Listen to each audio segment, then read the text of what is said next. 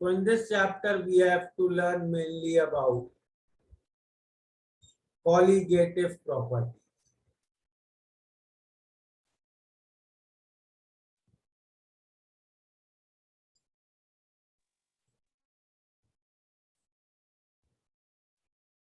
Colligative properties क्या होती हैं?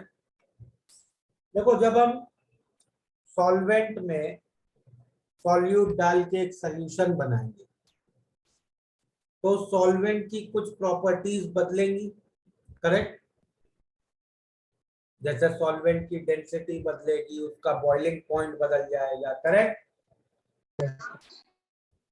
तो कॉलिगेटिव प्रॉपर्टी वो प्रॉपर्टीज होती हैं जिनमें change, colligative properties are those properties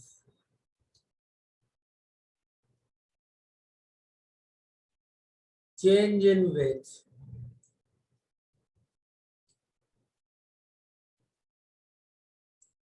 does not depend on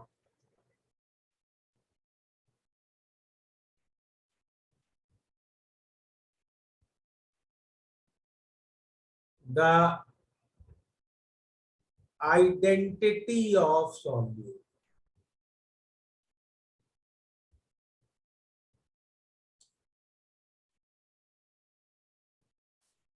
It only depends on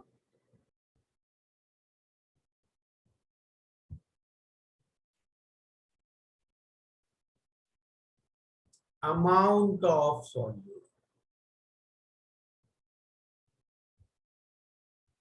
ठीक है? तो सॉल्यूट क्या है उससे डिपेंड नहीं करेगा चेंज, लेकिन सॉल्यूट कितना है उससे डिपेंड करेगा, करेक्ट? ओके, तो जैसे for example I take several beakers, इस बीकर में 1 लीटर प्योर वाटर रखा, या हर कंटेनर में लेट से हमने 1 लीटर वाटर रखा।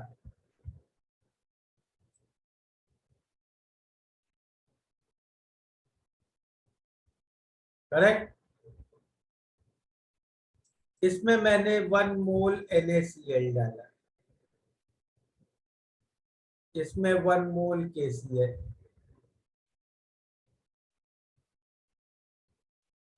इन तीनों कंटेनर्स की डेंसिटी के बारे में क्या कह सकते हो?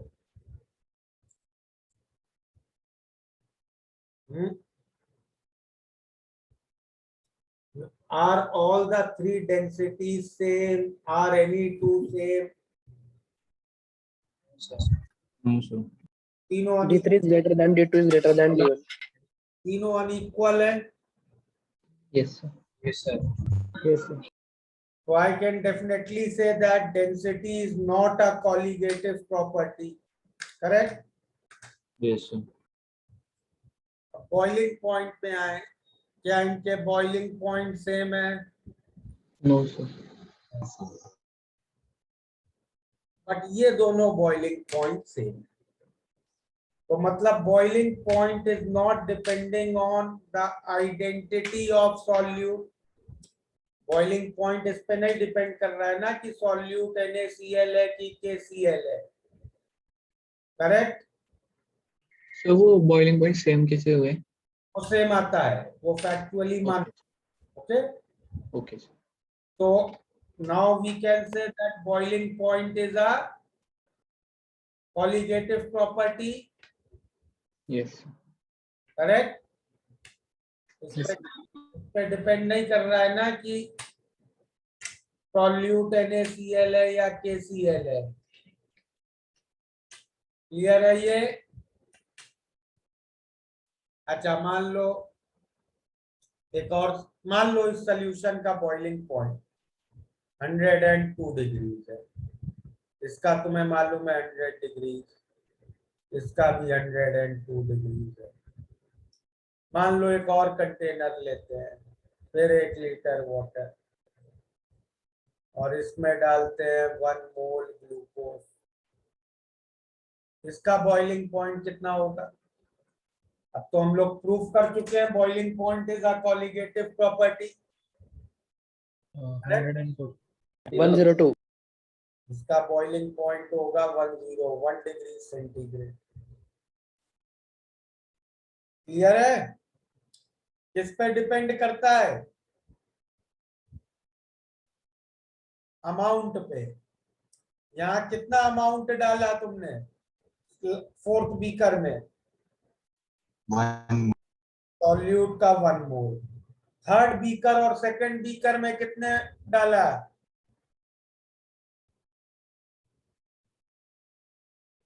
Second 1 mole.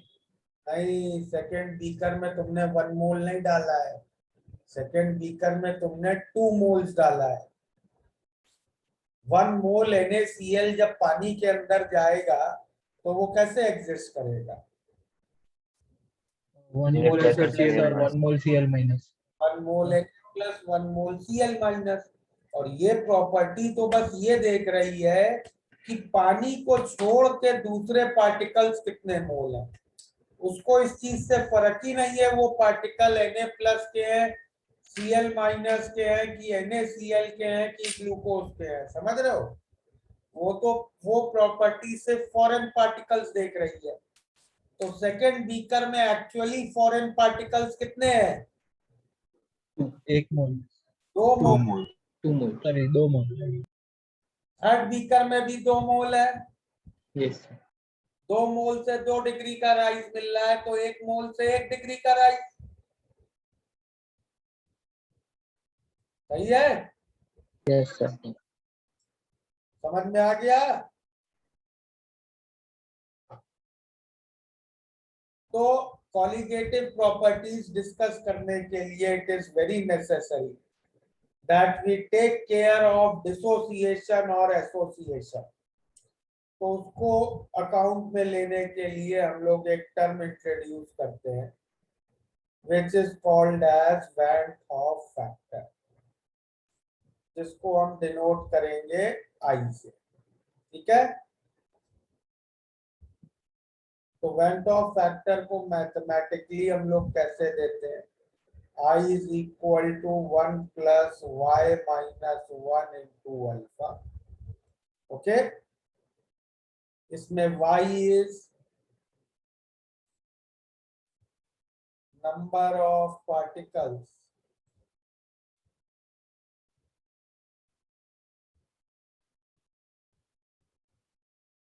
produced by dissociation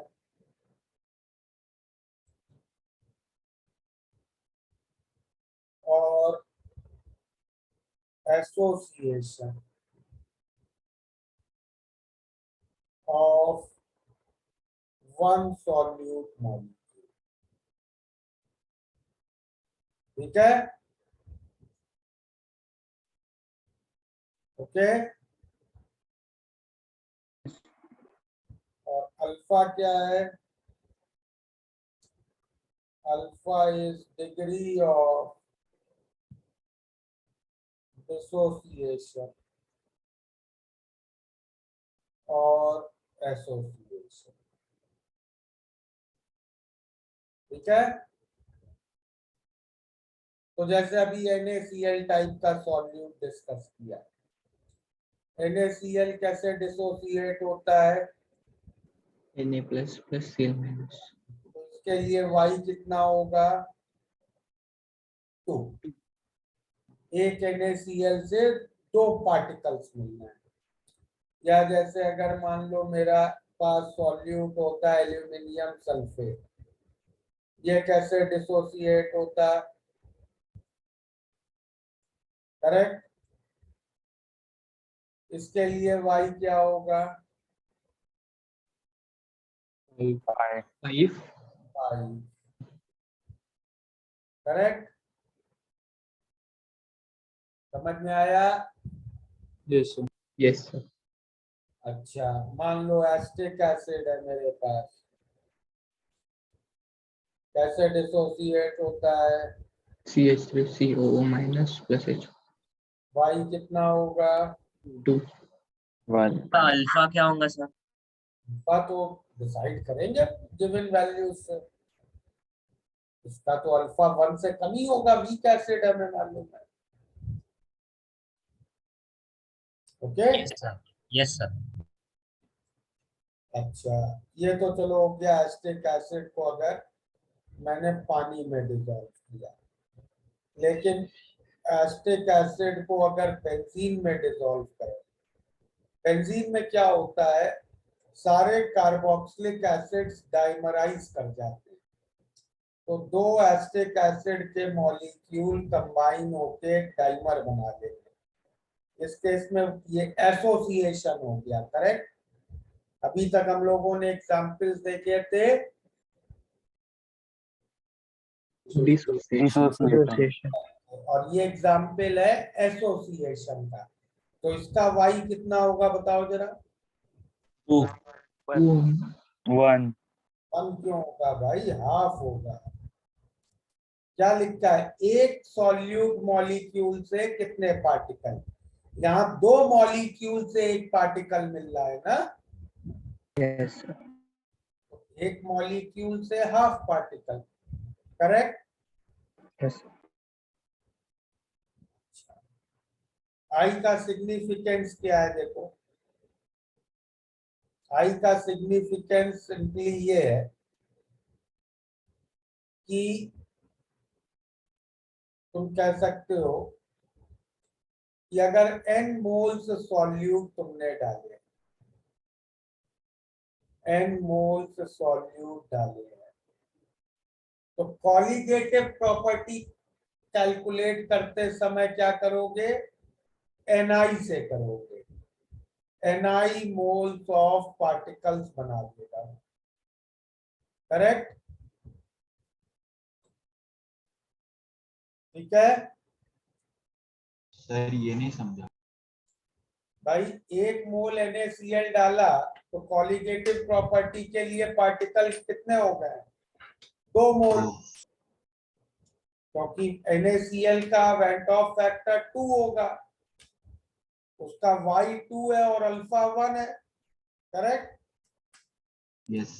समझ में आया। हाँ, यस सर, समझ गया।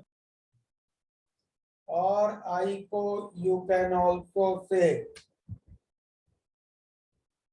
कि I is equal to actual molecular weight of solute upon apparent molecular weight। ठीक है, नोट कर लिया। सर एक बार फर्स्ट पेज बताओ ना।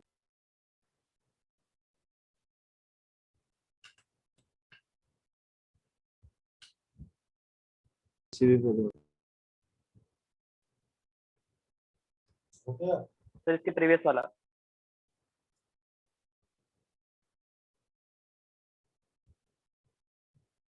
डन।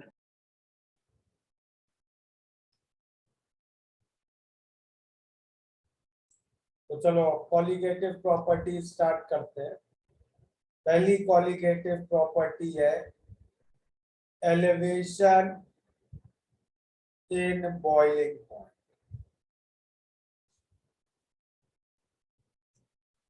तो एक सॉल्यूशन का boiling point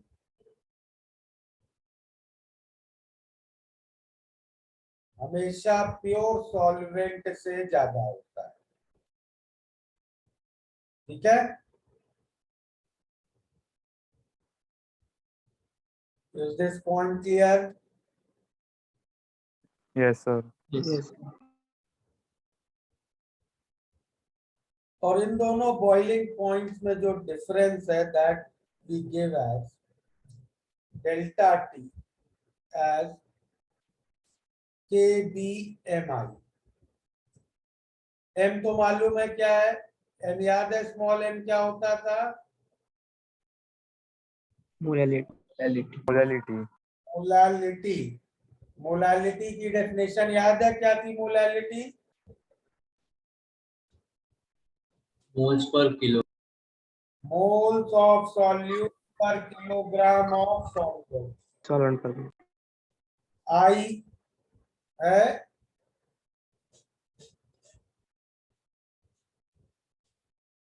went of factor, ठीक है।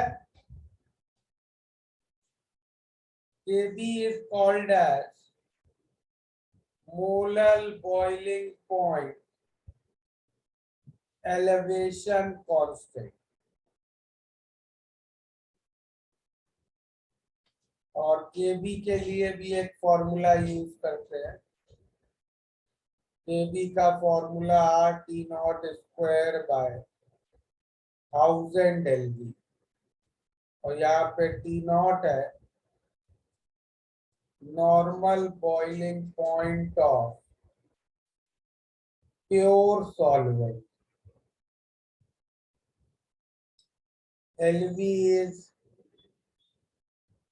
latent heat of vaporization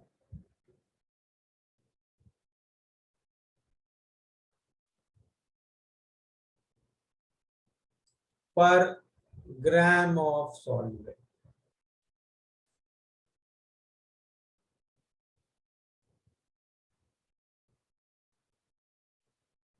are तो मालूम है सबको, यूनिवर्सल गैस कांस्टेंट।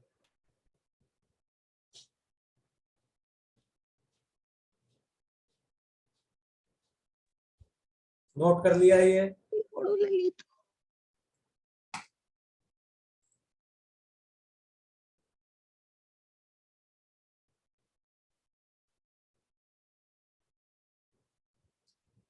हो गया note?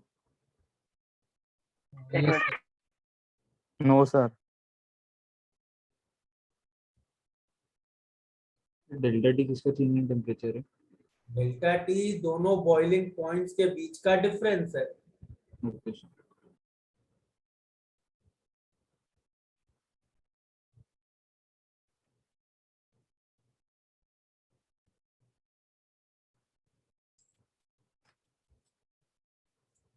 And second colligative property is depression in freezing point। तो जैसे बॉइलिंग पॉइंट सोल्यूशन का हमेशा ज्यादा होता है, वैसे ही फ्रीजिंग पॉइंट सोल्यूशन का हमेशा कम होता है प्योर सॉल्वेंट से, ठीक है। And delta T is given as KFMI, M molality, I went off factor, and Kf is molar freezing point depression constant.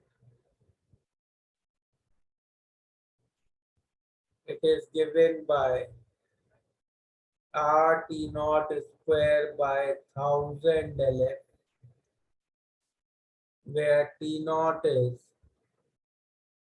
normal freezing point of pure solvent, and LF is latent heat of fusion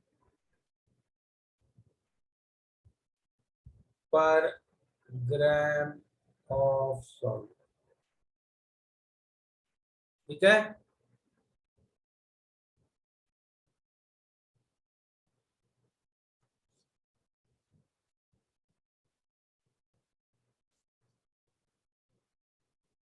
कर लिया note?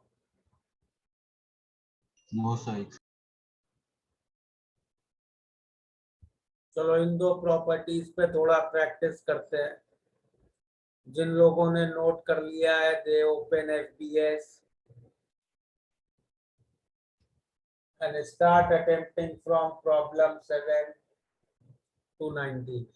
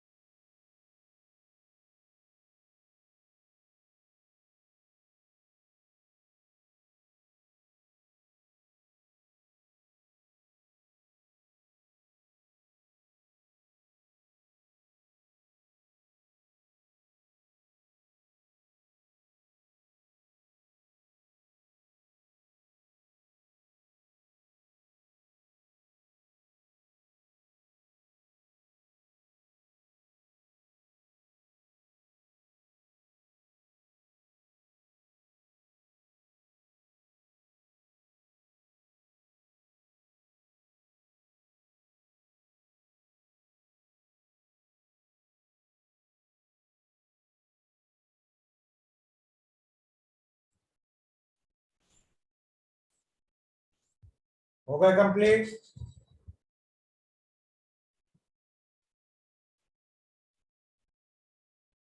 बोलो, कोई doubt है? तो 8. Problem 9. So 9. Okay okay.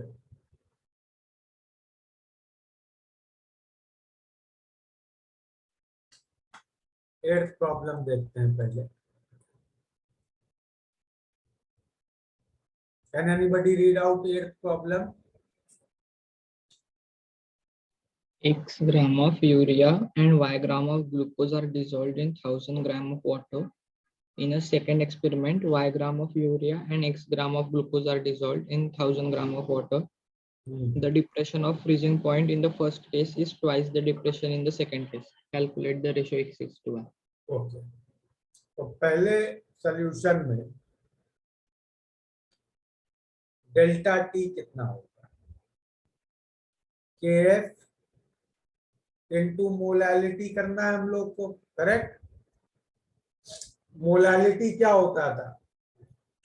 Moles of solute upon a weight of solvent in kg.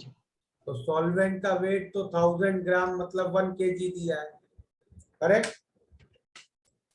Denominator में तो आ गया 1। अब यूरिया के x ग्राम है, तो यूरिया के मोल्स हो गए x/60, करेक्ट? और ग्लूकोज के मोल्स हैं y ग्राम। ग्लूकोज का मास है y ग्राम, तो ग्लूकोज के मोल्स हो गए y/180, करेक्ट?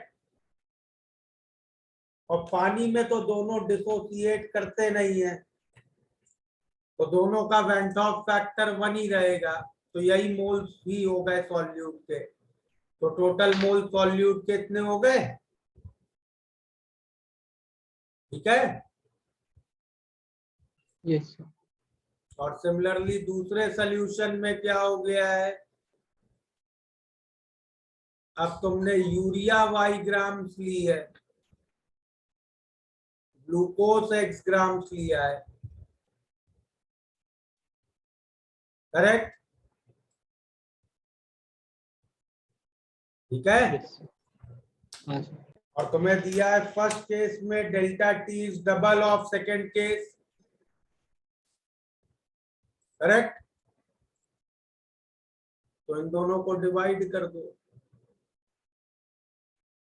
तो LHS में क्या मिल जाएगा? 2, KF कैंसिल हो जाएगा, और 180 से न्यूमरेटर डिनोमिनेटर में मल्टीप्लाई कर दो, तो 3x plus y upon 3y plus x। कर लोगे अब सॉल्व? x/y का रेशियो निकाल लोगे? चलें आगे। सर आपने आई का वैल्यू क्या दिया?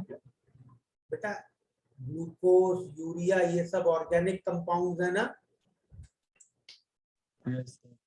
ये तो वाटर में इनका कुछ डिसोसिएशन होगा नहीं, इनमें तो कोवेलेंट बॉन्डिंग है ना। हाँ। तो जो चीज डिसोसिएट या एसोसिएट नहीं हो रही है, उसका वेंट ऑफ फैक्टर क्या लिया जाएगा? 1। अल्फा 0 है ना उसका। हाँ सर। क्लियर है eighth problem?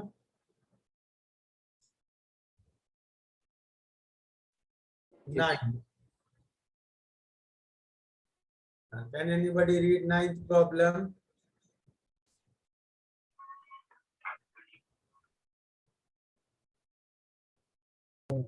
An aqueous solution or containing 15 grams of non-volatile compound of empirical formula CH2O in 100 grams of water boils at 100.43 degrees Celsius at 1 atm pressure. What is the molecular formula of compound? देखो, AB is equal, एक minute रुको। 100.43 दिया है boiling point, तो delta T कितना हो गया? 0.43. 0.43। Compound का एम्पिरिकल फॉर्मूला दिया है CH2O, तो मॉलिक्यूलर फॉर्मूला इसी के कुछ n टाइम्स होगा, Yes. तो इसका मॉलिक्यूलर वेट हो गया कितना 30n, करेक्ट। हाँ सर। अब अगर तुम लगाओ delta T is equal to K B की वैल्यू दी है,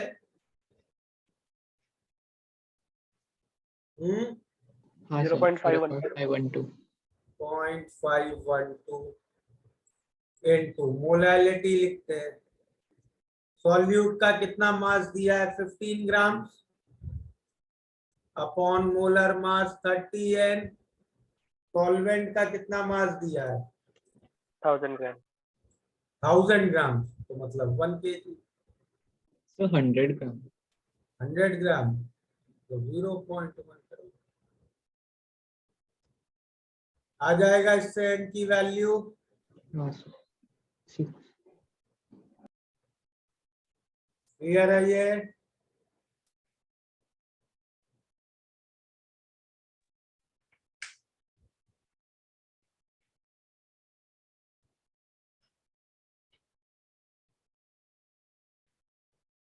टेंथ हो गया।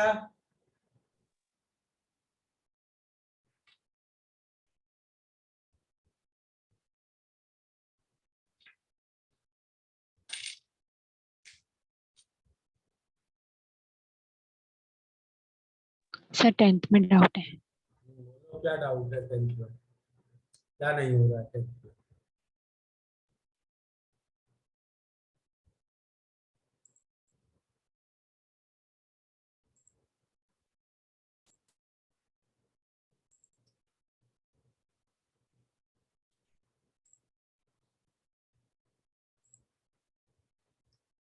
बोलो टेंथ प्रॉब्लम पढ़ो।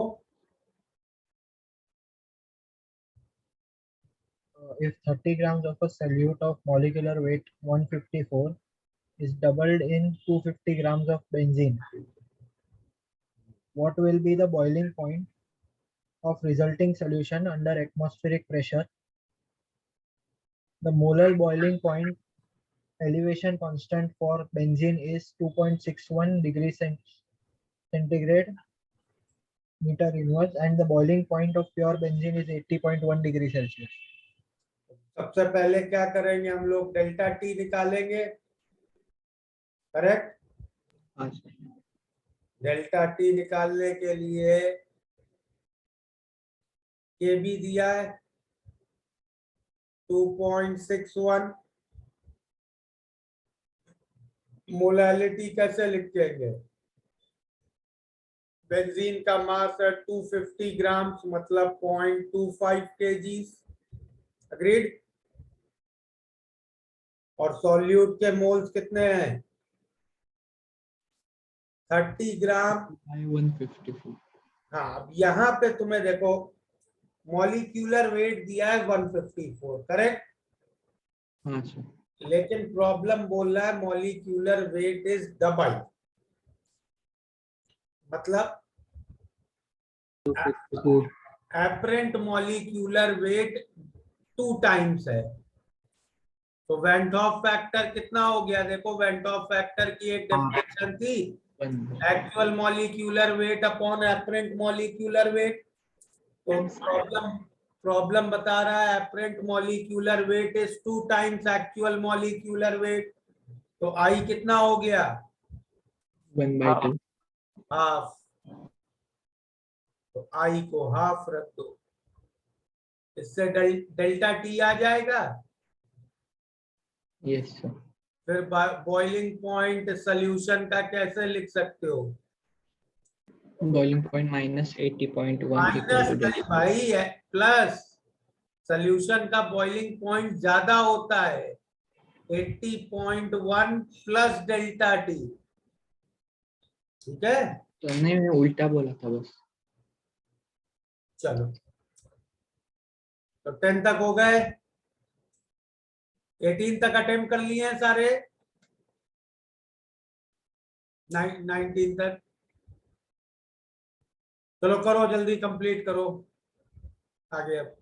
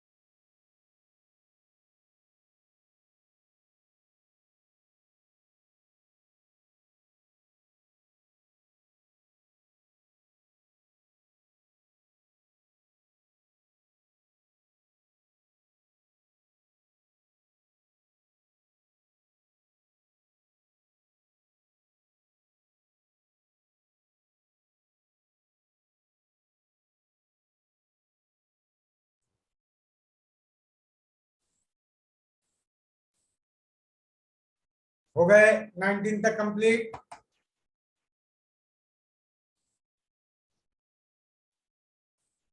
चलो अगला बोलो कौन सा करना है 10th के बाद। 12th 12th। कितने ml इथाइलिन ग्लाइकॉल ऐड करनी है 5 लीटर वाटर में,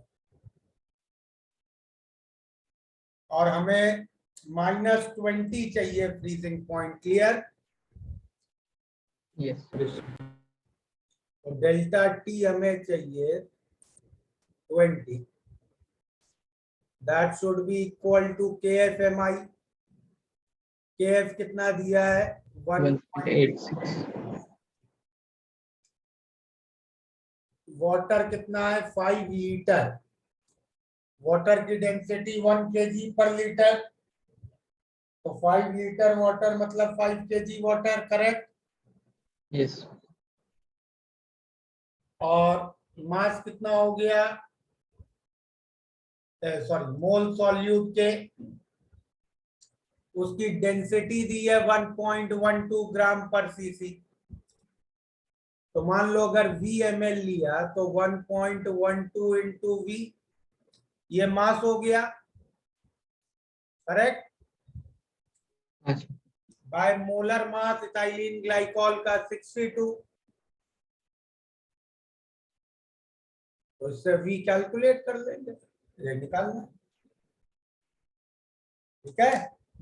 yes 13 में वो सेकंड सॉलिड में वेंट ऑफ वेक्टर क्या लेना है?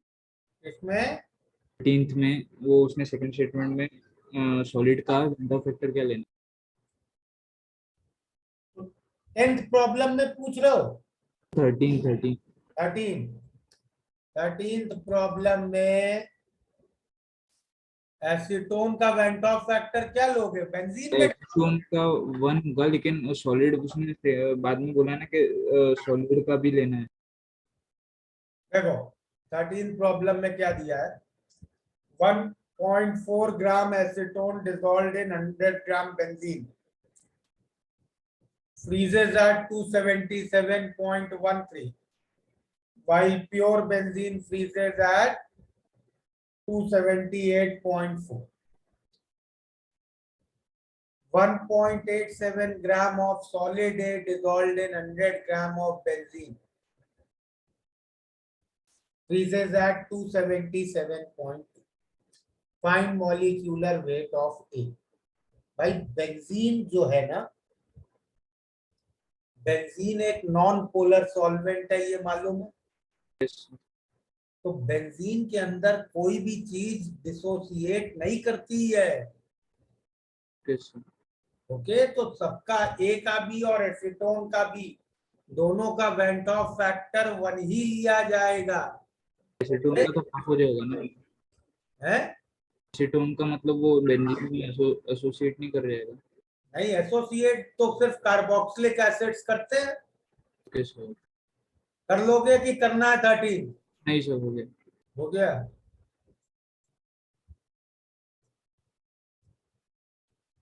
फोर्टीन हो गया। 14 में वेंट ऑफ वेक्टर बराबर वेंट ऑफ फैक्टर 1 लेना है दोनों का। yes सॉल्वेंट बेंजीन है।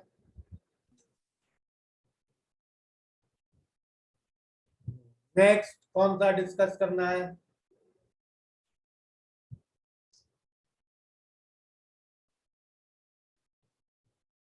अटेम्प्ट कर लिए हैं पूरे कि नहीं किए अभी तक? नहीं हुआ. अभी नहीं हुए, चलो I will give you 10 more minutes, करो फिर करते हैं discuss.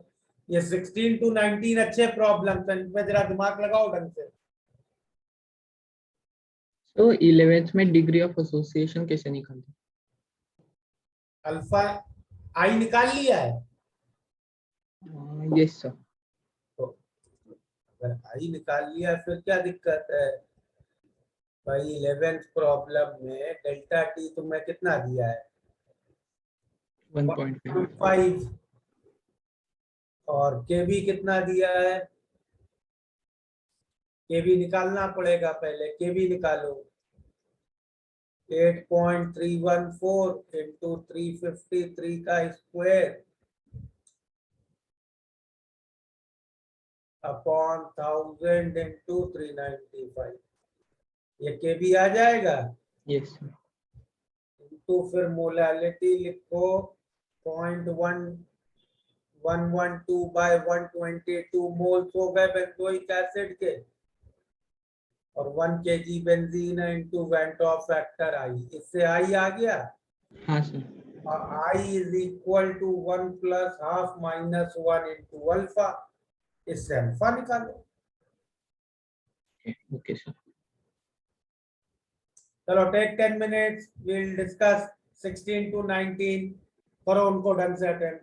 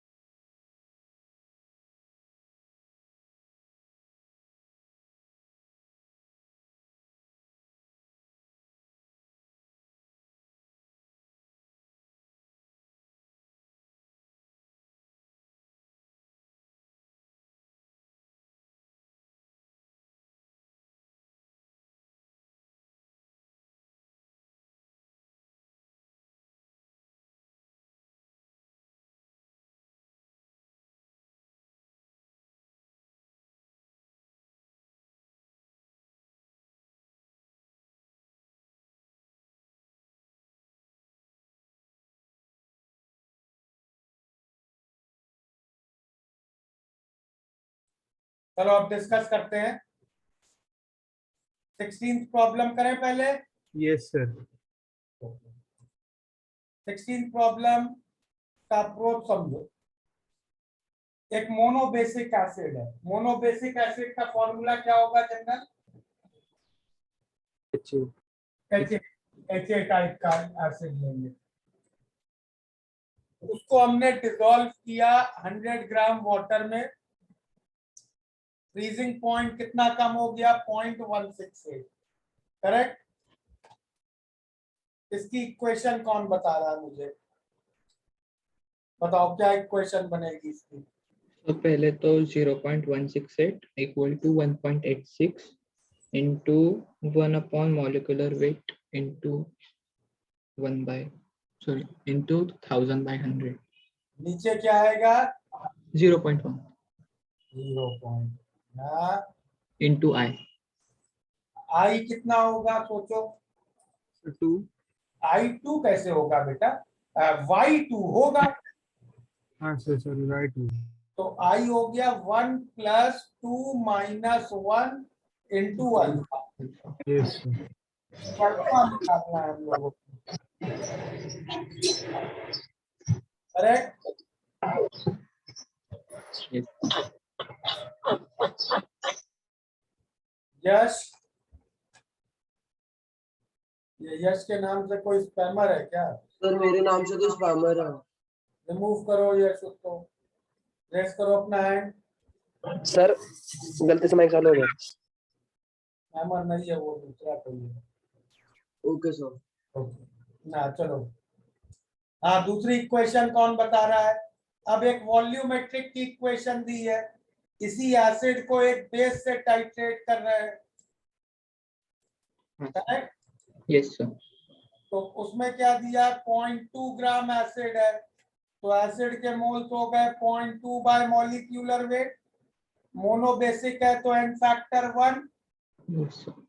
This should be equivalent of base. इसका 15.1. वॉल्यूम लीटर में और नॉर्मेलिटी। Yes, sir. इस तो दूसरी इक्वेशन से मॉलिक्यूलर वेट आ जाएगा। हाँ सर।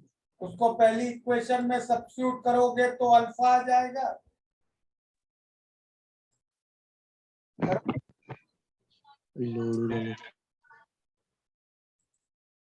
क्लियर है? Yes, sir. चलो 17।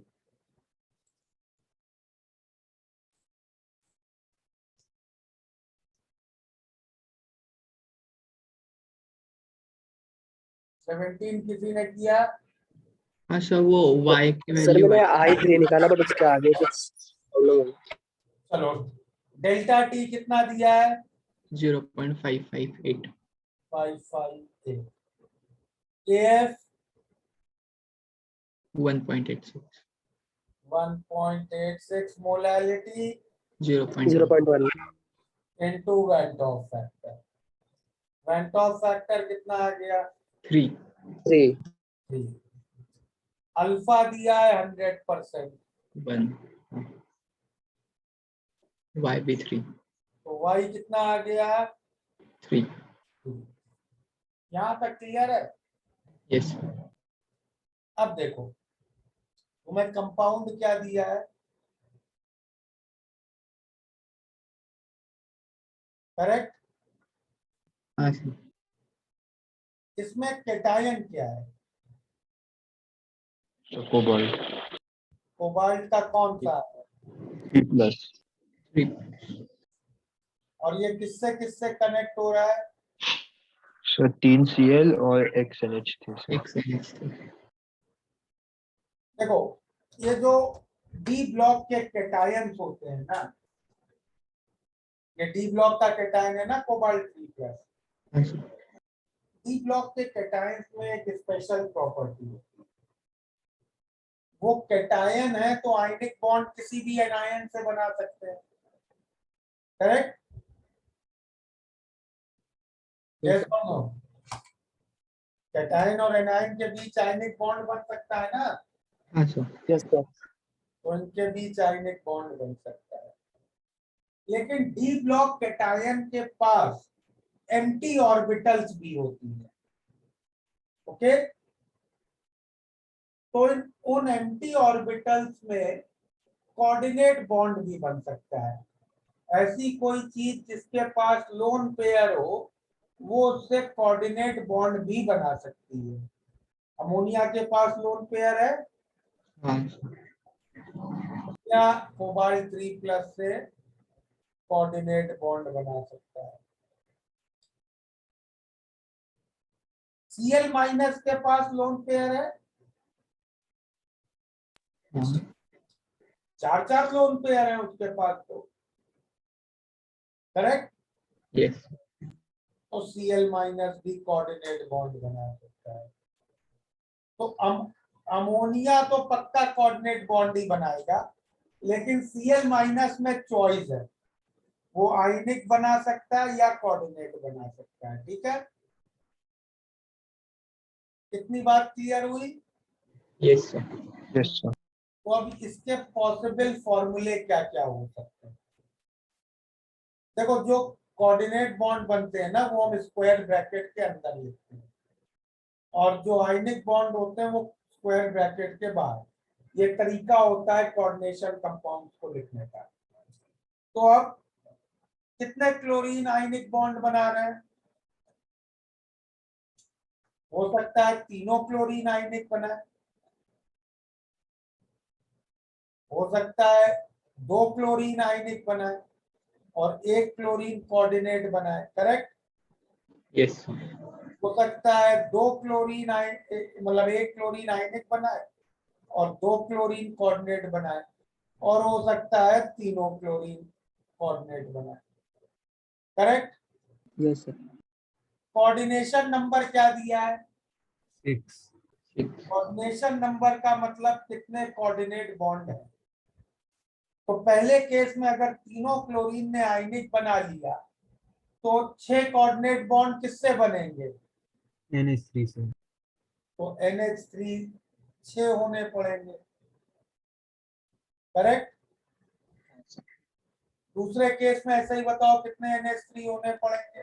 5. 5, 4। 3 ये क्लियर है यहाँ तक? यस सर हाँ। फर्स्ट में 6 किसे बताओ एक बार। कोऑर्डिनेशन नंबर 6 है ना, मतलब 6 कोऑर्डिनेट बॉन्ड Yes, sir. बने हैं और तीनों क्लोरीन पहले वाले में आयनिक बॉन्ड बना रहे हैं, तो सारे 6 कोऑर्डिनेट बॉन्ड अमोनिया को बनाने पड़ेंगे ना। Yes sir. फर्स्ट वाले आएगा ना। नहीं, सुनो, तो यहाँ तक क्लियर है? ये 4 पॉसिबिलिटी है। अब तुम पानी में जब डालते हो ना कोऑर्डिनेशन कंपाउंड को, तो पानी में केवल आयनिक बॉन्ड टूटते हैं। तो अगर पहला वाला केस होता तो Y कितना होगा? 4 3 4 4 होगा ना। 3 क्लोरीन के आयन बनेंगे और एक ये स्क्वायर ब्रैकेट वाला। इस केस में Y कितना होता? इसमें 1 अब तुम्हें प्रॉब्लम से Y क्या आ रहा है? 3 मतलब कौन सा कंपाउंड है? सेकेंड समझ में आया? Yes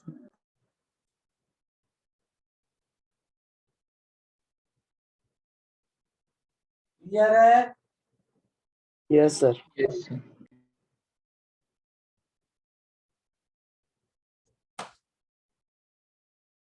18th problem. 18th problem ice separation की प्रॉब्लम।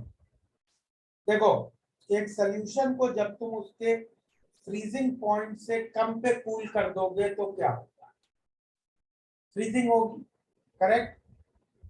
यस लेकिन जैसे ही फ्रीजिंग होगी, थोड़ा पानी आइस बन के हट जाएगा सॉल्यूशन से, तो सॉल्यूशन की मोलालिटी बदल जाएगी।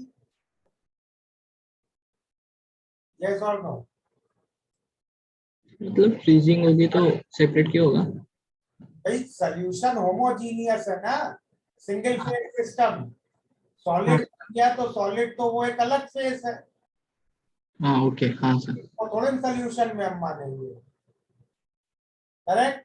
यस तो आइस बनने से सोल्यूशन की मोलालिटी बदल जाएगी, करेक्ट। यस सर सोल्यूशन की मोलालिटी बदल गई है तो भाई सोल्यूशन का फ्रीजिंग पॉइंट भी बदल जाएगा। अग्रीड? यस और नो? लास्ट आपने क्या बोला? मैं कह रहा हूं अगर सोल्यूशन की मोलालिटी बदली तो सोल्यूशन का फ्रीजिंग पॉइंट भी बदलेगा। Yes sir. तो हमारे पास एक सोल्यूशन है जिसकी इनिशियल मोलालिटी कितनी है, 1, करेक्ट। तो इसके लिए डेल्टा टी क्या होगा, करेक्ट। तो इस सोल्यूशन का फ्रीजिंग पॉइंट कितना है, -1.86 डिग्री सेंटीग्रेड, करेक्ट। अब हमने इसको कूल कर दिया -3.72 डिग्री सेंटीग्रेड तक। वहां तक कूल करने से क्या होगा, थोड़ी आइस सेपरेट हो जाएगी, करेक्ट। और जो सोल्यूशन बचेगा उसकी फाइनल मोलालिटी हम फिर से इसी इक्वेशन से निकालते हैं। और अब डेल्टा टी को क्या रखेंगे, 3.72 kf इंटू फाइनल मोलालिटी। तो फाइनल मोलालिटी कितनी आ गई, 2, सही है। यस सर अच्छा, इनिशियल मोलालिटी 1 थी, that will be moles of solute upon initial weight of solvent, final molality 2 है, that will be moles of solute upon final weight of solvent, ठीक है। Yes sir moles of solute तो बदलेंगे नहीं, solute तो freeze नहीं हो रहा है ना, केवल सॉल्वेंट फ्रीज हो रहा है। तो हमें मिल गया final weight of solvent is half of initial weight of solvent, सही है। और इनिशियल वेट कितना दिया है सॉल्वेंट का, 1000 ग्राम 1000 ग्राम। तो फाइनल वेट हो गया 500 ग्राम। तो आइस कितनी बन गई, 500 ग्राम 500 ग्राम आइस बन गई, ठीक है। समझ में आ गया? यस सर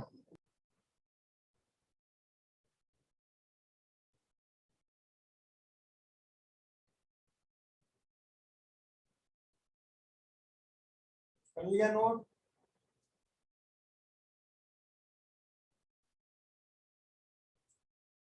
और कोई डाउट तो नहीं है? 19th में वाई फाई लेंगे ना, क्या? 19th में वाई फाई लेंगे ना। हाँ वाई-फाई लेंगे, स्क्वायर ब्रैकेट के अंदर वाले कोऑर्डिनेट बॉन्ड है।